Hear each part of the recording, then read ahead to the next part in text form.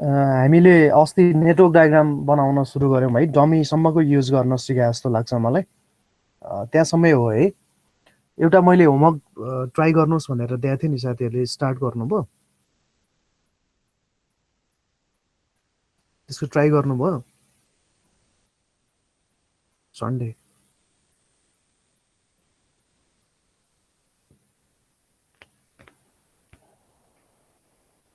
कसले गर्नुभयो?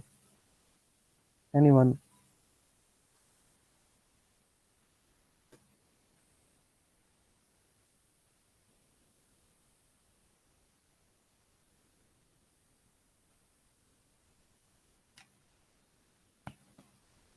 मलाई सुन्नु भएको छ नि होइन? सर कसैले ट्राई गरेछ त? एनीबडी? छैन। त्यो दिनपछि खासै हेरेकै छैन जस्तो छ साथीहरूले है। ल त्यसलाई कन्टिन्यू गर्दै गरौँला। पहिला हामी टिएल र टिईको टाइमलाई कन्फ्युज नहुने किसिमले बुझ्ने कोसिस गरेका थियौँ अस्ति पनि होइन। त्यही कुरा एकचोटि आज फेरि दोहोऱ्याउँछु अनि कन्टिन्यू गर्दै जाउँला। त्यसपछि एक्टिभिटी टाइममा त्यो डायग्राम चाहिँ ट्राई गरे भए अलिक बेस्ट हुन्थ्यो है।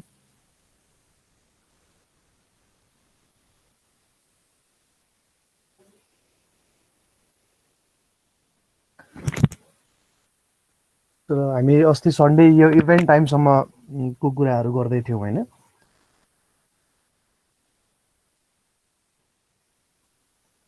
यहीँसम्म हो है।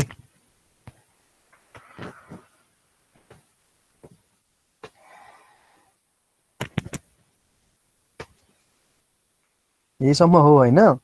मैले सोधिरहेको छु। हो सर।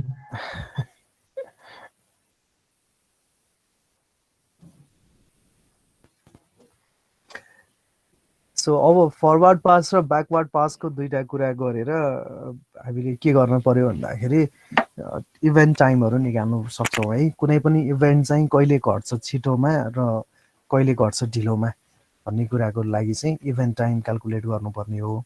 अब के गरौँ आज भने त्यो अस्ति हामीले डायग्राम बनाएको जति पनि नेटवर्क छ नि, सुनिराख्नु भएको छ है, त्यसमा हामीले इभेन्टको नम्बरिङ पनि गरिसक्यौँ। गऱ्यौँ नि है अस्ति 1 2 3 4 भनेर। त्यसको मैले एउटा ऊ पनि बनाइदिएको थिएँ। त्यसमा चाहिँ rules of the network diagram भनेर केही रुल्सहरूको बारेमा पनि डिस्कसन गरेको थियो। अब त्यो जति पनि डायग्रामहरू छ ती सबै डायग्रामहरू तपाईँहरूको कपीमा छ साथी हो। त्यो कपीमा भएको डायग्राममा सबै डायग्रामबाट चाहिँ इभेन्ट टाइमहरू निकाल्न सकिन्छ।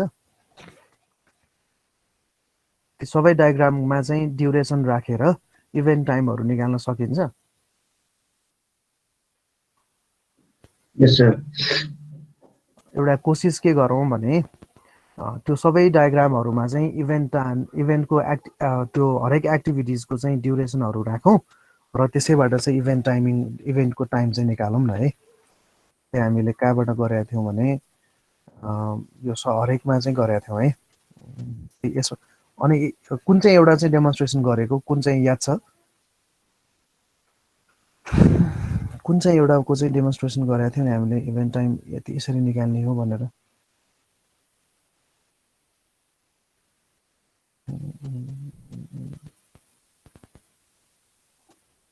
अस्तिको त नोटप्याड नै अब मैले सेभै गरेर हिँड्छु।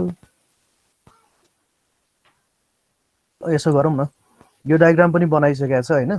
यो डायग्रामबाट यसको गरे हो त हामीले? होइन है। यसबाट चाहिँ एउटा गरौँ न एकचोटि इभेन्ट टाइम। होइन है, गुड। ल यसबाट चाहिँ एउटा गरौँ। म यिनै एक्टिभिटी राख्छु, एकचोटि गरौँ न है। अस्ति चाहिँ डम्मीको गर्नुभएको थियो। के रे साथी? अस्ति चाहिँ डम्मीको गर्नुभएको थियो। डमीको गरेको थिएँ। ल आज पहिला डमीको नगरौँ एउटा, त्यसपछि फेरि डमीकोमा नि गइहाल्छु म। पहिला यहीँबाट गरौँ न त। ल यो एकचोटि यसमा अलिकति प्र्याक्टिस गरौँ अनि त्यसपछि अलिक बढी लाग्छ होला हामीलाई। त्यसपछि काम गर्ने कुराहरू के हो भन्ने कुरा बुझिन्छ है। त्यो भएर पहिला चाहिँ प्र्याक्टिस गरौँ न यसमा।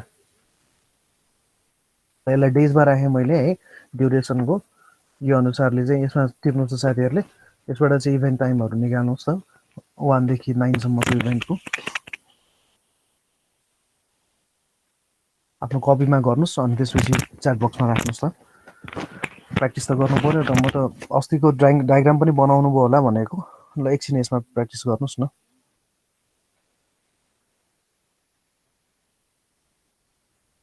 सबैजना ट्राई गर्नुहोस् है।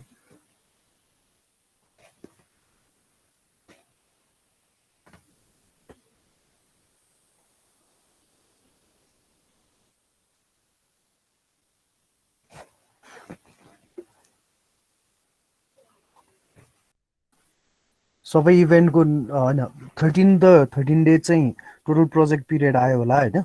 हरेक इभेन्टको चाहिँ निकाल्नु न भनेको थिएँ मैले। 1 to 9 सम्मको टी र टिएल के। त्यो भनेको अर्थ के भने यो जुन यो 1 को चाहिँ टी भने माथिको अर्लेस अकरेन्स टाइम, 2 को 3 को सबैको चाहिँ माथिको टाइम कति अनि तलको टाइम कति त्यो सबै निकाले हो। त्यो फोटो पठाउनुहोस् त च्याट बक्समा।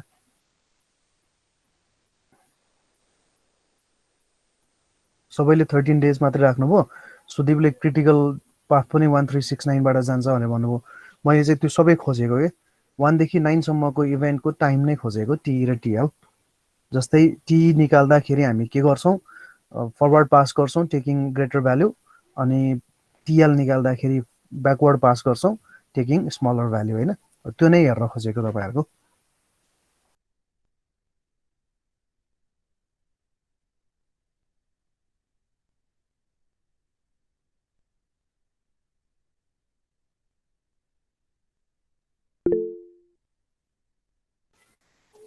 It's 04537971213 1 को 0, 2 को 4 ओके, 3 को 3 होइन 3 को 5 ओके, 3 7 9 12 13 टी चाहिँ। सो टिएल निकाल्नुहोस् त। अब त्यो पुरै कम्प्लिट गराएर फोटो नै पठाउनुहोस् न साथी हो। त्यसैमा हेर्छु नि मैले च्याटमा कम्प्लिट गरेर।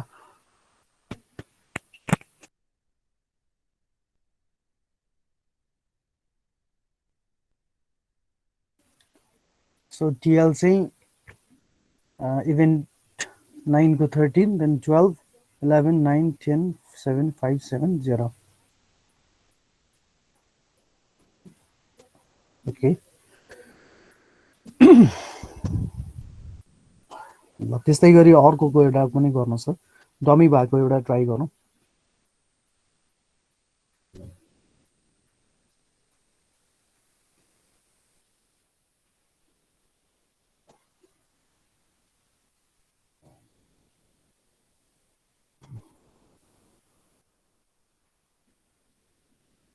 चाहिँ ट्राई गरौँ त अब।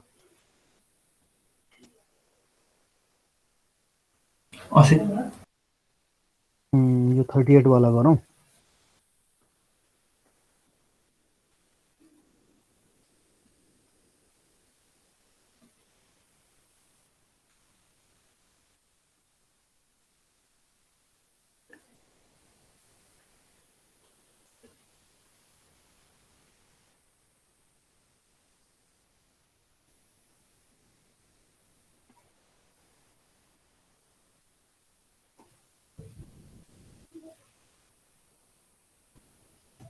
यो डायग्राम बनाउनुहोस् होइन। यसैमा ट्राई यसैमा चाहिँ यो राख्नुहोस् त, टाइम राख्नुहोस् त।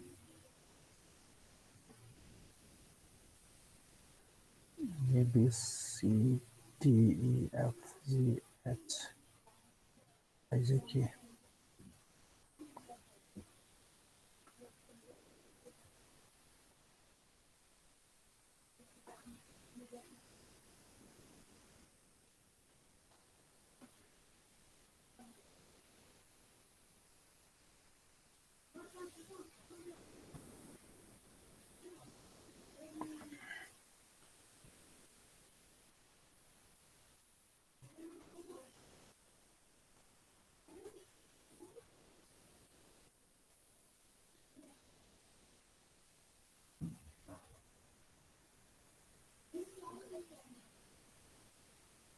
CDEFGHIJK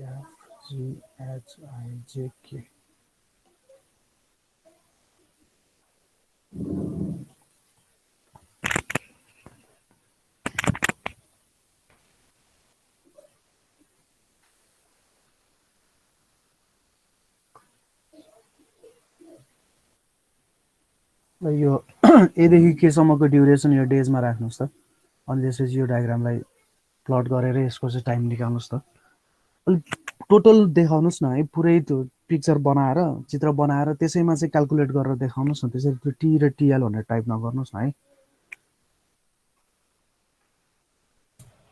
फोटो सेन्ड गर्न मिल्छ च्याटमा मिल्छ होला फोटो सेन्ड गर्नलाई मिल्दैन र एड गर्न मिल्दैन रहेछ सर नमिल्दो रहेछ किन रहेछ त्यस्तो अप्सनै छैन sir send a message to everyone मात्र सेन्ड अ मेसेज मात्र रहेछ है ए के भएको यो गेस्ट जस्तो भएर त्यस्तो भयो त त्यस्तो त नपर्ने हो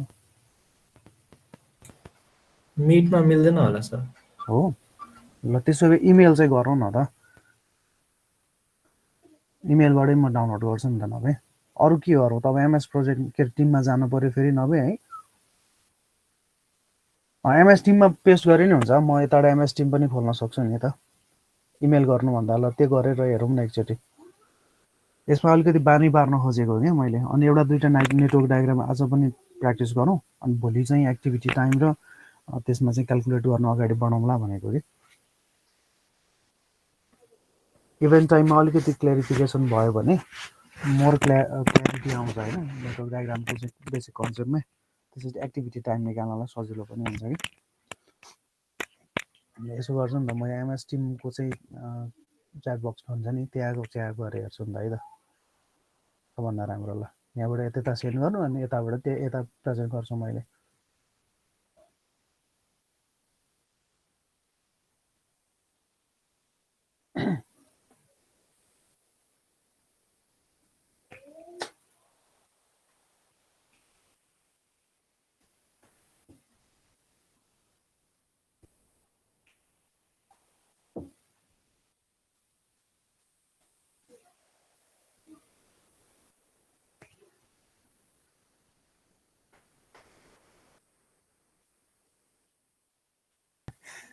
सो के हामीले अहिले भर्खर निकालेको के हो भने आज एकदम अल्छी लागेर चाहिँ राति फुटबलको चिजले हो यो ठिक छ सो के भयो भने यसमा चाहिँ हामीले जो जुन टाइम राखेर दिएको थिएँ त्यो टाइम राखिसकेपछि यो हरेक इभेन्टको चाहिँ टाइम निकाल्नलाई हामीले प्रब्लम भर्खर सल्भ गरेको है त्यसमा साथीहरू सबैले गर्नुभएको ठिकै होला यहाँ मलाई पठाउनु भएको साथीहरूको सबैको हेरेँ ठिक छ एउटा चाहिँ काममा चाहिँ अलिकति सबैको चाहिँ एउटै चाहिँ साझा बुझाइ के होस् भने यो हरेक एक्टिभिटिजहरू हामीले एरोको माथिबाट लेख्दाखेरि त्यसको ड्युरेसन चाहिँ एरोको मुनिपट्टि लेखिदिनुहोस् कि त्यो ब्राकेट राखेर नलेख्नुहोस् त्यति राम्रो डेमो गर्दैन त्यसले है सो यो ए को मुनि नै राख्नुहोस् कि 4 days भन्यो भने 4 यहाँ राख्नुहोस् बीकै मुनि राख्नुहोस् इजी हुन्छ अन्डरस्ट्यान्ड गर्नलाई पनि है सो तरिका त ब्राकेटमा राखेर गर्ने पनि चलन छ तर प्रिन्सिपलले त्यसो चाहिँ गरिँदैन त्यो नगर्दाखेरि नै अलिक क्लियर हुन्छ होला जस्तो लागेर भने मैले सो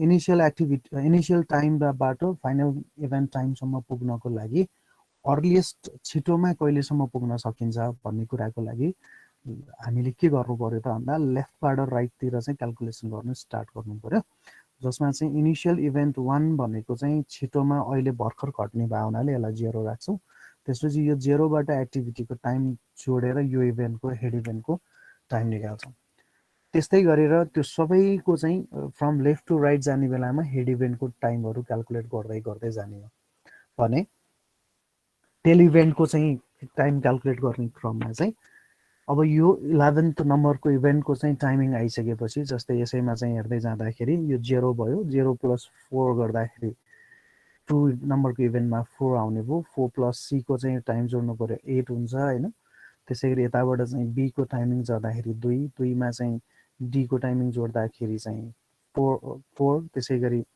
यसरी चाहिँ जुन चाहिँ हामीले हेड इभेन्ट अनुसार चाहिँ क्याल्कुलेट गर्दै जान्छौँ त्यो क्याल्कुलेट गर्दै जानु पर्यो अनि अब टेल इभेन्ट निकाल्दाखेरि चाहिँ ब्याकवर्ड पास गर्छौँ मुभिङ फ्रम राइट टु लेफ्टतिर आउँछौँ त्यो गर्ने क्रममा के 11th नम्बरको इभेन्ट टाइम चाहिँ जति टाइममा घट्छ त्यति नै ढिलोमा त्यतिमा घटिसक्नुपर्छ भन्ने हाम्रो मान्यता रह्यो। त्यसैबाट चाहिँ अब घटाउँदै आउँछौँ र आउने क्रममा चाहिँ लेसर भ्यालु लिएर आउँछौँ, घटाउँदै आउँछौँ है। त्यसको लागि चाहिँ बाई फर्मुला हामीले बुझ्ने क्रममा चाहिँ यो खालको थियो। आई र जे दुईवटा चाहिँ इभेन्ट नोडहरू हुन् भने आई भनेको टेल इभेन्ट र जे भनेको हेड इभेन्ट हो भने फ्रम मुभिङ फरवर्ड पास गर्ने क्रममा चाहिँ जे इभेन्टको इभेन्ट अकरेन्स टाइम अर्थात् हेड इभेन्टको चाहिँ अकरेन्स टाइम निकाल्दाखेरि चाहिँ टेल इभेन्टको अकरेन्स टाइम प्लस त्यसको एक्टिभिटीको ड्युरेसन जोडेपछि यो आउँछ होइन। त्यो गर्दै जाँदाखेरि चाहिँ दुईवटा तिनवटा पाथबाट पर्छ, एउटै इभेन्टमा चाहिँ 2-3वटा पाथबाट आउँछ भने त्यहाँबाट ग्रेटेस्ट भ्यालु चाहिँ लिएर जानु पर्यो, ठुलो भ्यालु। जस्तै यस्तो केसमा आइरहेको थियो अघि पनि होइन।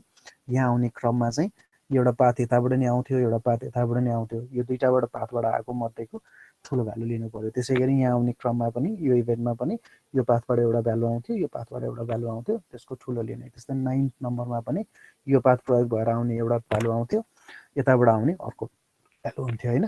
सो त्यसबाट चाहिँ ठुलो भ्यालु ग्रेटर भ्यालु जुन चाहिँ छ हायर त्यसलाई लिएर जान्छौँ भने लेटेस्ट अलाउएबल अकरेन्स टाइम अर्थात् लेटेस्ट इभेन्ट टाइम भनेको ढिलोमा कहिले घटिसक्नुपर्छ भन्ने टाइम चाहिँ हामीले के गर्नु पर्थ्यो त भन्दा राइटबाट लेफ्टतिर चाहिँ नेटवर्क क्यालकुलेट गरेर आउनु पर्यो। त्यसलाई हामी ब्याकवर्ड पास भन्छौँ, जसमा चाहिँ टिएलजे थाहा हुन्छ सबभन्दा लास्टको इभेन्टको। त्यसपछि अब यो टिएलआई निकाल्नु पर्यो भने अर्थात् latest allowable occurrence time or latest event time of I node or I event भनेको latest event time of J node minus त्यसको एक्टिभिटीको ड्युरेसन घटाउने होइन, टिएलजे माइनस टिआइजे गर्ने। र यसरी आउँदा चाहिँ मिनिमम लिएर आउने। मिनिमम किन लिएर आउने त भन्दाखेरि यसमा पनि जस्तै यहाँ आइपुग्यो भने यहाँबाट यो घटाउँदै घटाउँदै यहाँ आएको थियो, यहाँ आइपुग्दाखेरि अब यहाँबाट दुईवटातिर घट्ने भयो होइन। त्यसै गरी यहाँबाट नि यहाँ घटाउँदाखेरि यहाँ आउने भयो। अब यो पोइन्टमा आइपुग्दाखेरि के हुन्छ त भन्दा यो पाथबाट आउने एउटा टाइम, यो पाथबाट आउने एउटा टाइम हुन्थ्यो, दुईवटा मध्येको यो दुईवटा पाथ मध्येको जुन चाहिँ लेसर हुन्छ त्यसलाई लैजाने है। यसरी चाहिँ हामीले यो पाथमा पनि त्यस्तै हुन्छ, दुईवटा टाइम आउँछ होइन।